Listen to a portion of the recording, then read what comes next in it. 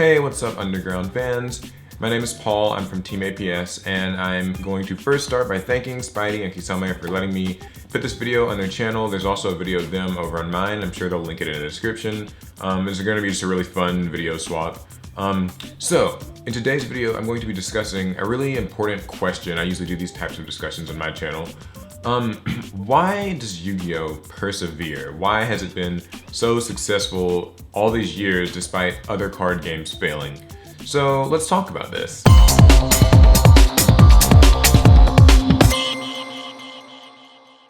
So I actually have 7 reasons why I think Yu-Gi-Oh! Kind of has managed to make it in a realm of card games that have just outright failed, right? I mean, we've got games that just sort of come up and then die out, like Naruto and Card Fight and, you know, Versus System, all these games that are like kind of cool, and there's like, you know, Weiss Schwartz and Vanguard and Force of Will's kind of like we don't know, but Yu-Gi-Oh! And basically Pokemon and Magic have kind of been the only card games that have really consistently stayed at the top and not really ever been like, oh, this game might die or something like that. So I know like people like to say Yu-Gi-Oh! Might die randomly, but I don't really think that's true. And so here are the reasons why I think it won't. The first reason is because Yu-Gi-Oh! Is surprisingly simple.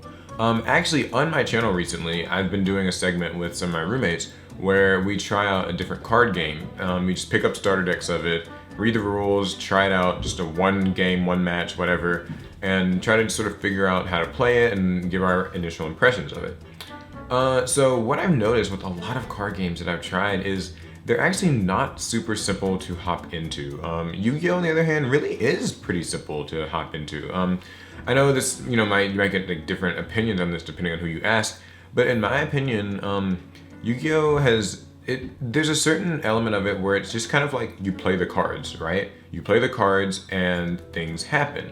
On the other hand, certain games they can use some like energy storage system, like, you know, energies in Pokemon, or, you know, lands, mana, whatever a given card game kind of wants to call it, some sort of regenerating energy source or something you have to kind of gain. You can't use this card's effect unless you have 3 of this, that type of thing. Whereas Yu-Gi-Oh! Is pretty easy. You can just hop into it, you can activate your cards and they just kind of do their thing, and you can make your combos fast and easy. And so I think that simplicity makes it pretty easy for somebody to hop in. And the best part is things like battle and, you know, stuff like that work about how you would expect. You know, your monster has attack points. If it's higher than the other guy's monster's attack points, it's destroyed and you lose damage equal to the difference. It's a pretty easy thing to learn. And, you know, some people would argue that yes, Yu-Gi-Oh! Gets really complicated with chains and things like that. But again, that's only at the higher level, and the higher level only makes up a small percentage. So for just a casual person who's just interested in picking up a card game, Yu-Gi-Oh! Is really easy to just pick up and play. The second reason is because there's an anime, and this is probably an obvious one. It really helps that, you know, games like Pokemon have the Pokemon video games to go off of, and the Pokemon anime. And Magic just has loads of, you know, marketing and money behind it. But Yu-Gi-Oh! Definitely would not be what it is if there wasn't an anime. The anime gets a lot of people into the card game itself. It helps that in the anime they're playing the very same card game that you play when you get the cards and play with your friends. Now, you know, that being said, the anime does kind of misrepresent the card game in a lot of ways. They break a lot of rules and things like that.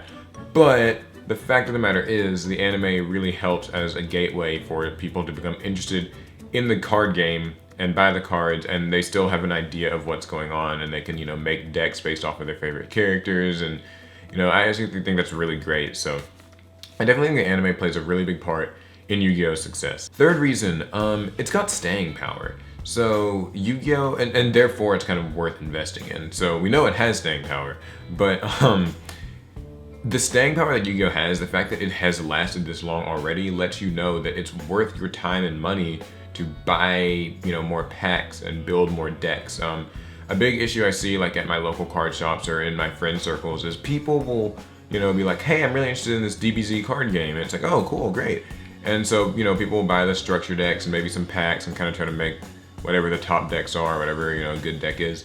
But then in a couple of months, it just kind of dies out. And that tends to happen with loads of card games. And so it can feel a bit risky to pick up a new card game and really dump a lot of money into it, only to find out that your friends just lose interest really soon, or that the game as a whole just kind of loses a lot of the momentum and it just isn't really a popular thing anymore. Well, the thing about Yu-Gi-Oh is that doesn't really happen.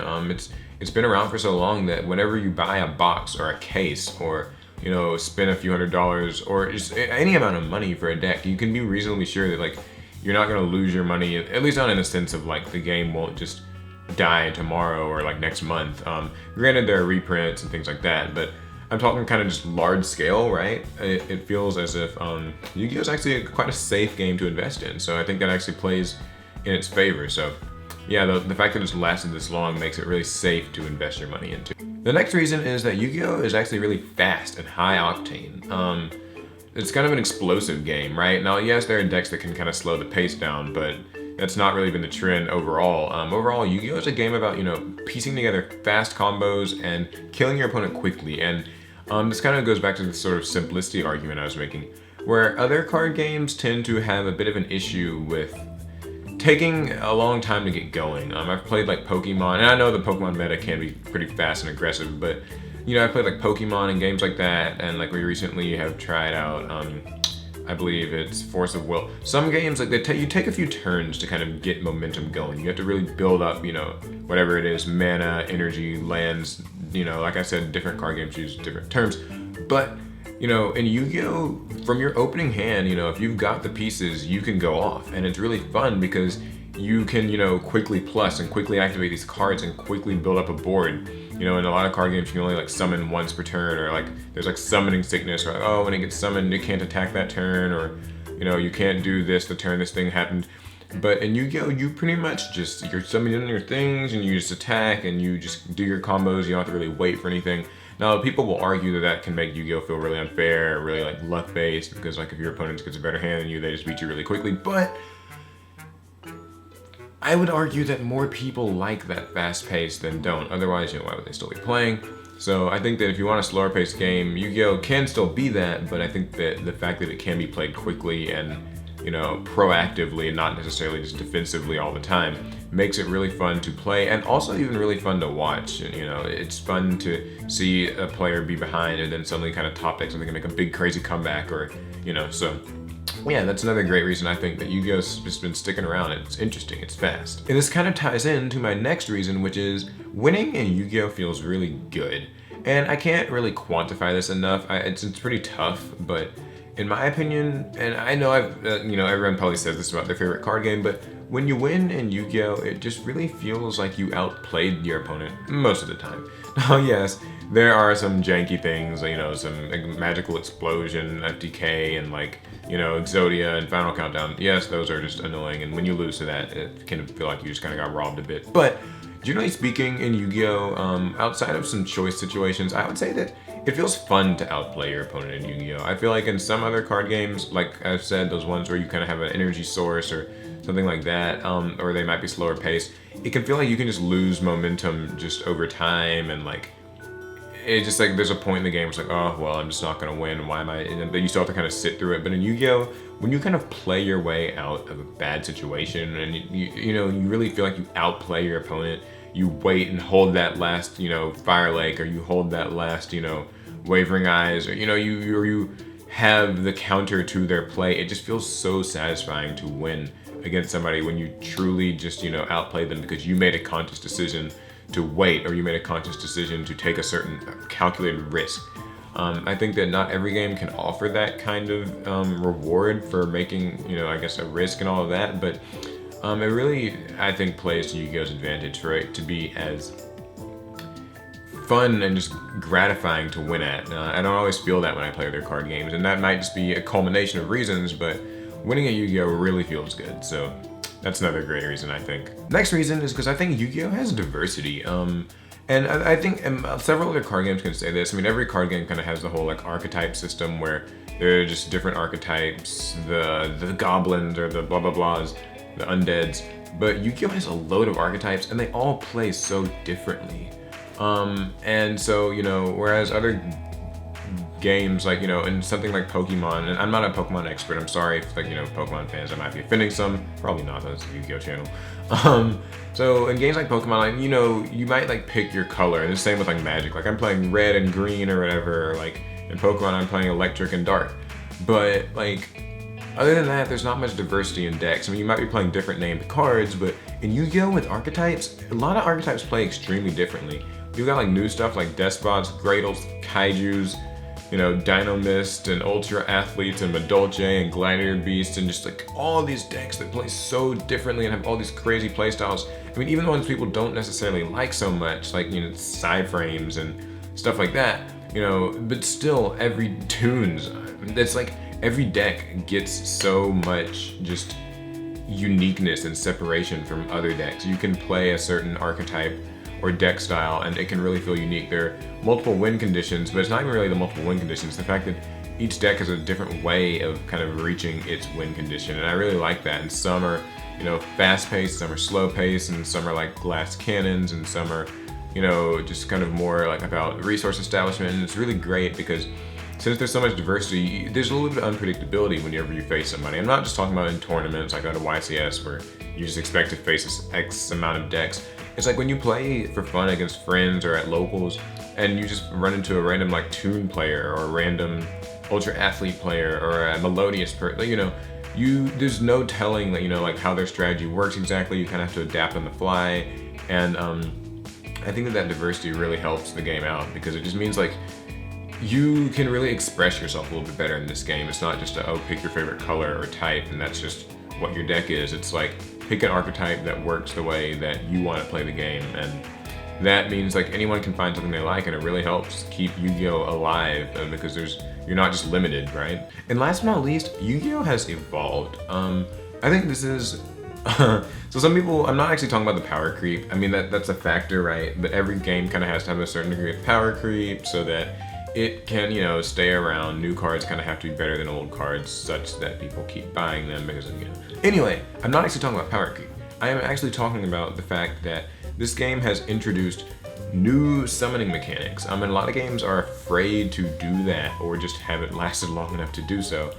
I mean, like, don't get me wrong, like, I know other games have done it. Like, I know Pokemon introduced, like, the break things, breakthrough monsters. I don't know exactly how that works. But I think that you know, we'll just keep it Yu-Gi-Oh! Based.